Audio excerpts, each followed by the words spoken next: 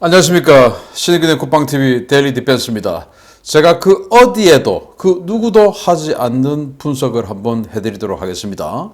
북한이 극초음속 미사일이라고 우기고 있는 미사일 발사했죠. 여기에 대해서 대한민국 대통령은 아무 이야기도 하지 않고 잘 지내자, 대화 잘하자 이런 이야기를 하고 있고, 대한민국 국방부는 도발 아니다 이렇게 이야기하는 황당한 상황이 펼쳐지고 있는데, 아무튼 이 상황이 이거 러시아하고 관계 있겠다. 그래서 이 푸틴 러시아 대통령 완전히 열받겠다라는 생각이 들어요. 그래서 잠자는 푸틴의 쿼터를 건드린 북한, 역풍을 안 맞을까요? 보겠습니다. 제가 왜 이렇게 분석을 하는지, 또 이렇게 분석을 하게 된 계기가, 또 그동안의 북한과 러시아 관계는 지금 최근에 어떻게 진행되어 오고 있는지, 앞으로 어떻게 될 건지 분석해 보도록 하겠습니다. 자, 북한이 신형 극초음속 미사일 시험을 했고 성공했다 라고 주장을 하죠. 1월 6일 날 노동신문이 대대적으로 보도를 하는데, 이거 좀 거짓말을 완전히 많이 섞였습니다.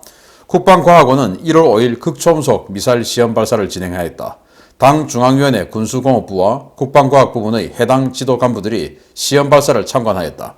미사일은 발사 후 분리되어 극초음속 활공비행 전투부의 비행 구간에서 초기 발사 방위각으로부터 목표 방위각으로 120km를 측면 기동하여 700km에 설정된 표적을 오차없이 명중하였다. 라고 이야기를 하는데, 이거 정말 일단 극초음속 미사일 쏘고 활공 전투부, 즉 활공형 탄두라고 이야기를 하면서 이 탄두 앞만 봐도 활공형은 아닌데, 그러면서 목표 방위각으로 120km를 꺾어서 들어갔다. 이거 측면 기동 꺾어서 들어가서 700km에 설정된 표적을 오차없이 명중했다 라고 하면서 발사 지점에서 탄착 지점까지 700km다 라고 주장을 하는데, 이거 거짓말입니다. 겨울철 기후 조건에서의 연료 암프라 개통들에 대한 믿음성도 검증했다. 암프라가 뭐냐? 앰플. 그러니까 이게 액체 연료란 말이 되고, 근데 액체 연료를 이제 쏠 때마다 연료를 주입하면 시간이 좀 걸리니까 아예 액체 연료를 뭔가 어떤 용기에 집어넣고 앰플에 집어넣었다 이거 아니겠습니까? 그렇게 해서 그 용기 앰플 자체를 그냥 콱콱 끼워서 사용하는 그런 액체 연료 로켓이다 이 말이 되겠죠. 시험 발사를 통하여 다계단 활공 도약 비행과 강한 측면 기동을 결합한 극초음속 활공 비행 전투부의 조정성과 안정성이 뚜렷이 과시되었다. 그래서 다계단 활공 도약 점프를 여러 번 하면서, 그리고 측면으로 측면 기동을 하였다 이런 말이 되는데, 완전히 거짓말인 가능성이 아주 높고, 특히 700km에 설정된 표적을 오차없이 명중하였다 이 말은 저는 아주 틀린 말이다 라고 생각이 되고, 그리고 이 극초음속을 달성했다. 극초음속은 마하 5 이상부터 극초음속이라고 하거든요. 이거 거짓말이다 라고 저는 자신합니다. 자, 극초음속 활공체, 작년 9월에 극초음속 활공비행체 납작한 거 발사를 했습니다. 그래서 이 극초음속 활공비행체 쏘고 나서 며칠 있다가 자신들의 그 국방 전람회를 했죠. 여기에 공개를 했는데, 이렇게 탄두가 납작하게 생긴 거, 요거 이제 납작하게 생겼으니까 공기를 팍팍 찰 수가 있죠. 마치 물수제비 뜨면 물에서 조약돌이 탕탕 튀기듯이 그렇게 한다는 겁니다. 이거 작년에 9월 28일 날 쏘았고, 또 이번에 쏘았는데 형체가 완전히 다르죠. 그래서 지난번 그들의 국방 전람회 때 이미 보여주었습니다. 이겁니다. 그래서 완전히 다른 탄두인데, 이번에 또 지난번에 둘 다 실패했다. 왜? 제가 아무리 계산해봐도 속도가 마하 3 정도밖에 안 된다. 마하 3이면 극초음속 아니죠. 그리고 이런 탄도미사일로 사용되는 로켓을 가지고 저공 비행을 시켜서 마하 5 이상을 보낼 수 있다. 이건 말이 안 됩니다. 왜냐하면은 탄도미사일이 마하 10이다, 또 ICBM 같은 경우는 마하 20이다 이렇게 하는 건 뭐냐?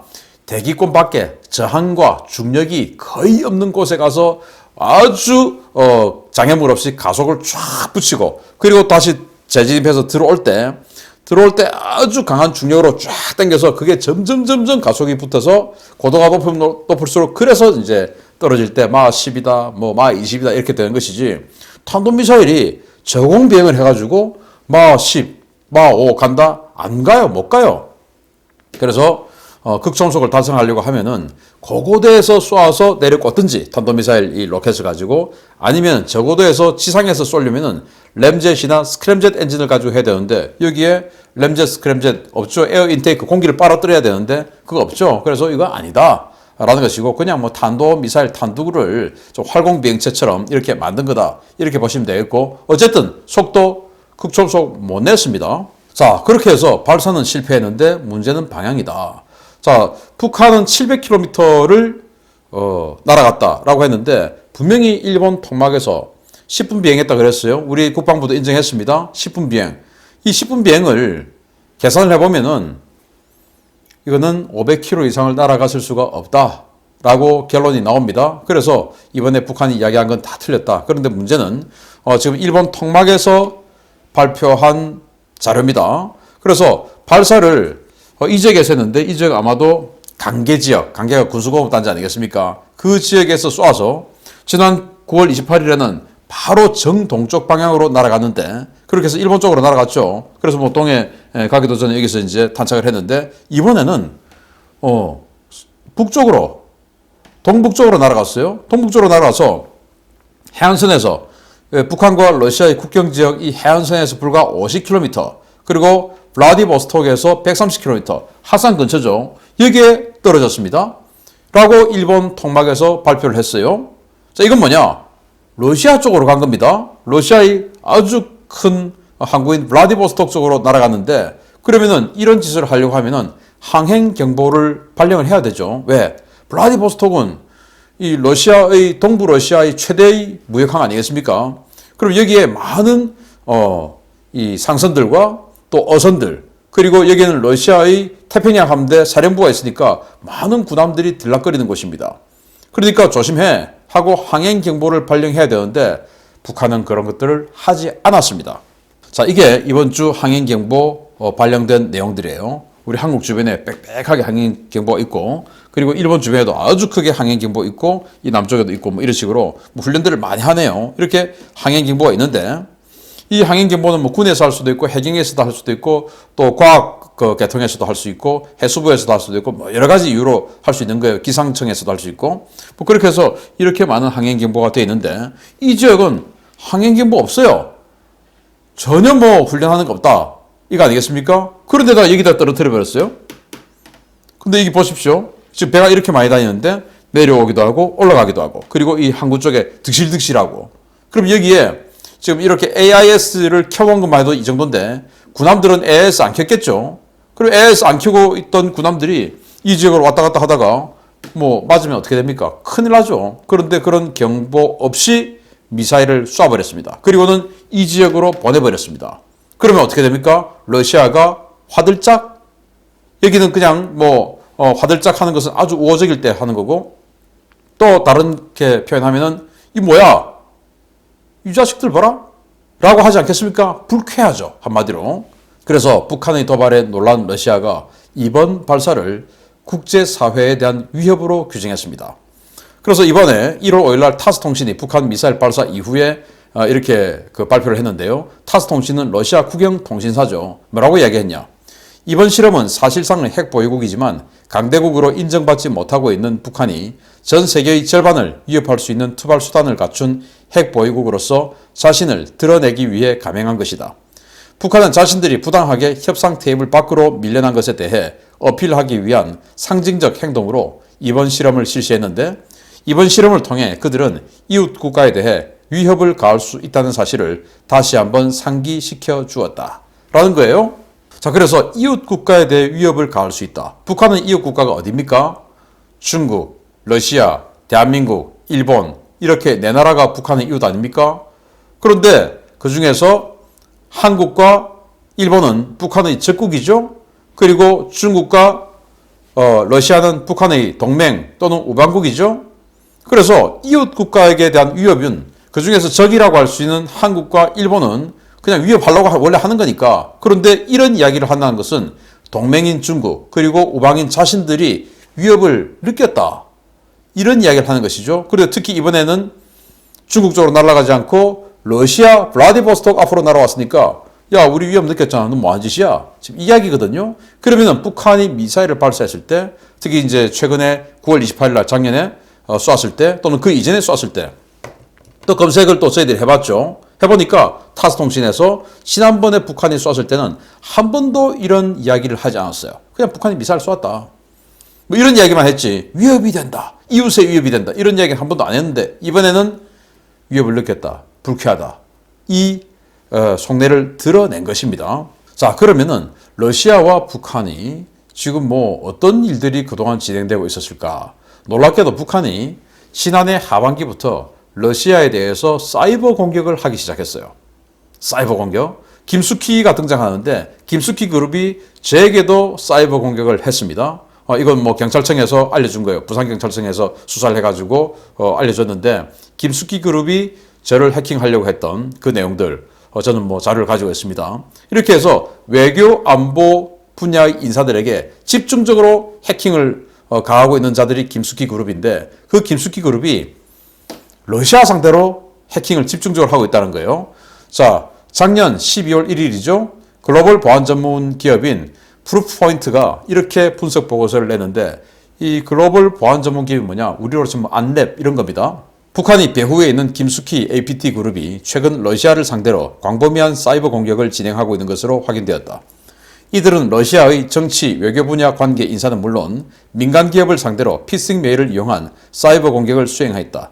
이들이 발송한 메일에는 로그인을 유도하는 링크가 포함되어 있으며 해당 로그인 창은 암호로 보호된 네트워크 공유 윈도우 팝업과 유사해서 피해자의 계정 정보를 탈취하는 데 사용되는 방식이다. 저에게 이 김숙희 그룹에서 정말 끊임없이 해킹 시도를 하고 있습니다. 그래서 저는 올 때마다 경찰에 계속 신고를 하고 있는데 수십 건, 1년에 수십 건을 노력을 하고 있어요. 뭐 정말 다행스럽게 해서 한 번도 지금 여기에 넘어가지 않았는데 어떨 때는 통일부다, 뭐 어떨 때는 이 보훈처다, 뭐 이런 식으로 해갖고도 제게 메일 보내고 하는데 저는 뭐 하도 제가 당해가지고 진짜 안내 메일 같은 것도 저는 해킹 메일로 간주하고 그냥 뭐 삭제해버리고 막 이럴 정도인데 아무튼 이런 것들을 러시아에게 하고 있다. 저처럼 이미 경각심을 한번 딱 가지고 있는 사람들은 안 당할 수 있지만 이 러시아 사람들이 북한에게 뭔가 경각심을 가지고 있겠습니까? 안 가지고 있겠죠. 근데 저도 한번 틀렸었어요. 그건 또 국정원이 또 알려줬었습니다. 한번 틀렸었어요, 저도. 그리고 이제 국정원이 알려주니까 그다음부터 제가 조심해서 계속 이제 안 당하고 있는 겁니다. 아무튼 이렇게 김숙희 그룹이 러시아를 집중적으로 해킹하고 있다라고 글로벌 보안 전문 기업이 분석 보고서를 냈어요. 그러면 이 김숙희 그룹 뿐이냐? 아닙니다. 또 있어요. 또 다른 해커 조직, 북한 해커 조직 코니가 있는데 여기서 또 이랬다. 그래서 1월 3일 며칠 전이죠. 미국의 글로벌 보안 기업 더스크라이즈 산하의 팀 클러스트 25가 이렇게 보도자료를 냈습니다. 북한이 운영하는 해커 조직 코니가 신형 연합장을 가장해서 러시아 대사관들에 대한 사이버 공격을 감행했다. 인도네시아 주재 러시아 대사관에서 최초 식별된 이번 스피어 피싱 공격은 특별히 개발된 것으로 보이는 새로운 형태의 원격 접속 트로이 목마이며 이 메일은 러시아 정부 기관이 보낸 것처럼 mid.ru라는 계정을 써서 세르비아 주재 러시아 대사관이 다른 러시아 정부 기관에게 연합장을 보낸 것처럼 위장했다. 최근 북한은 러시아와 중국 등 우방국을 대상으로 한 사이버 공격을 확대하고 있다.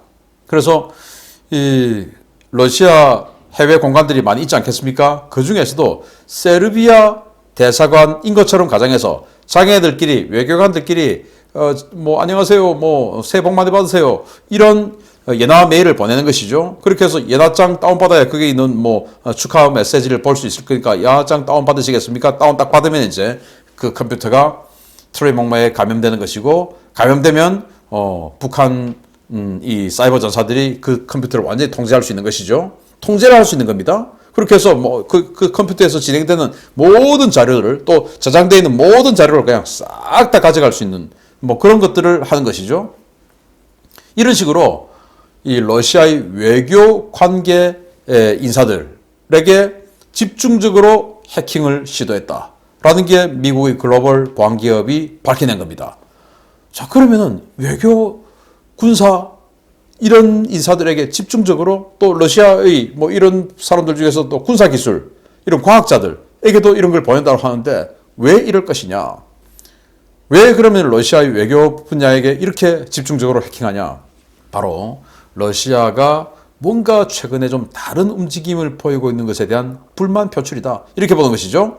제가 신인균의 군사 TV 디펜스 브리핑을 통해서도 알려드렸던 내용인데 러시아가 느닷없이 블라디보스톡 지역 그리고 북한 국경 지역에 전차 부대를 어마어마하게 증강하고 있어요. 원래 이 지역에 전차가 없었는데 해병대 그리고 육군 할 것 없이 이 신형 전차 뭐 좀 구형 중에서도 약간 나은 거 이런 것들을 하나도 없던 탱크를 갑자기 막 대대급 예단급으로 집어넣고 있어요.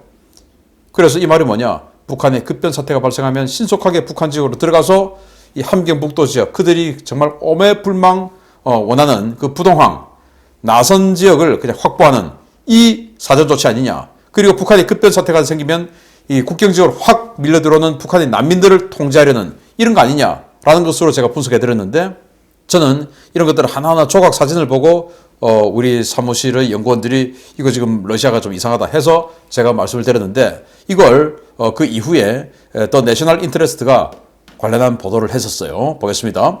러시아가 대규모 주력 전차 증파를 통해 태평양 함대 육상 전력을 대폭 증강하고 있다. 러시아 태평양 함대는 발트해 연안이나 흑해처럼 일상적으로 나토와 긴장 관계에 있는 상황은 아니지만 크레물린은 이 지역에서 발생할 수 있는 더 큰 지역 갈등에 얽매이는 것을 점점 더 우려하고 있다. 아니, 발트해가 어디입니까? 바로 북유럽, 바로 스웨덴, 그 앞에 있는 칼리닝그라드, 이 지역이 발트해 아닙니까? 거기에 발틱 함대가 있고 그 발틱 함대, 그리고 흑해, 여기 지금 크림반도죠. 그래서 우크라이나하고 전쟁하려고 하는 것 아닙니까? 이쪽만큼 긴장 관계가 아니었는데 최근에 더 큰 지역 갈등에 얽매일 수 있는 것을 우려하고 있다. 아니, 흑해에서 지금 우크라이나하고 전쟁하려고 하고 있는데 그것보다 더 큰 지역 갈등에 얽매이는 것을 우려해서 전차부대를 보냈다. 북한에 지금 전쟁 난다는 거 우려하는 거 아니겠습니까? 이런 식으로 뭔가 러시아가 수상한 행동 취하고 또 있죠. 러시아가 이 북한이 극초음속 미사일 발사하기 하루 전날 이 NPT 사전 회의를 통해서 유엔 안보리 상임이사국 5개국 즉 핵보유국 5개국이 북한의 핵 확산 이거 하면 안 된다. 핵 개발 안 된다. 비핵화 해야 된다. 라고 공동 선언을 했죠. 여기에 대한 불만 선언이 아니냐라는 것이죠. 그래서 1월 3일 날 백악관 발표 핵 확산 금지 조약 NPT 안보리 5개국 공동 성명에 이렇게 나와 있죠. 우리는 핵 전쟁을 누구도 승자가 없으며 결코 싸워서는 안 된다는 것을 명확히 한다. 핵무기 사용은 엄청난 결과를 초래할 것이기 때문에 우리는 핵무기가 계속 존재하는 한 핵무기는 오직 방어적 목적으로만 사용되어야 하고 침략을 억제하며 전쟁을 방지하는 목적으로만 존재해야 한다고 확언한다.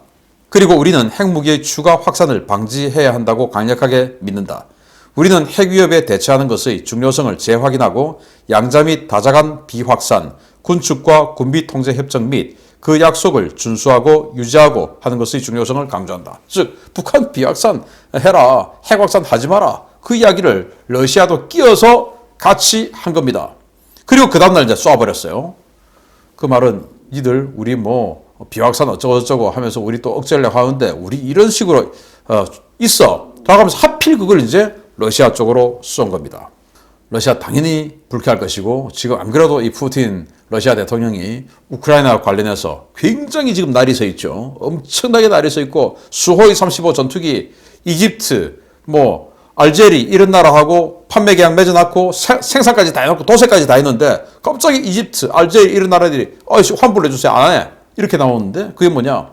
미국의 경제보복이 두려워서 지금 뭐 그런 상황 있는 거 아니겠습니까? 완전히 외교적으로 고립되고 있고 신경이 바짝 날이 올라 있죠. 이런 상황에서 블라디보스톡 쪽으로 항행경보도 발령하지 않고 거기 배가 왔다 갔다 하는데 미사일을 쐈다. 푸틴이 어쭈 재봐라 라고 할 수 있는 거 아니냐. 그래서 철저한 티포텟을 지켜온 푸틴이죠.